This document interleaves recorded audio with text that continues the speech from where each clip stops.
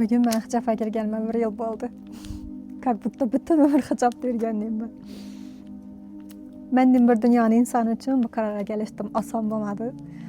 Ümre seferinden gelişim bilen sırazı özümçe saçına reşkeler yazılıp boyatışa indi böyle siyetler özgeredin etedişler yazılıp koydum Taşkent'te sırazı özgereme imicimi özgertiremem dep saçımın çadık ümre seferinde böyle kırkıladı.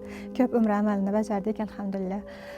Keyin gelip turpman yeşecekmen bu mendirtdi. Samura çıkanım bilen gepleştirmiz. Hocana men hicapımı hiç ölmendirtman dedim. Keyin nohudan korkağız dedi. Men dedim futbola girmem. Şunca kıza ders veremem. O hicapını iştirip tuttular koktu. Okey, önümün dep söyledi. Hocana hiç korkmam dedi. Şu bilen bir karara gelişimdim. Asan olmadı. Bismillah dep şu Xorazmga keldim. Menga nisbatan nechikdir negativlar narsalar bo'ladi deb o'yladim. Sababi men ko'rik kalta kiyganman, shortiklar kiyganman, chorlarda yurganman. Lekin Xudoga shukr, insonlar menga nisbatan hurmati oshsa-oshdiki, uning narsa, yomon narsa menga nisbatan bo'lmadi.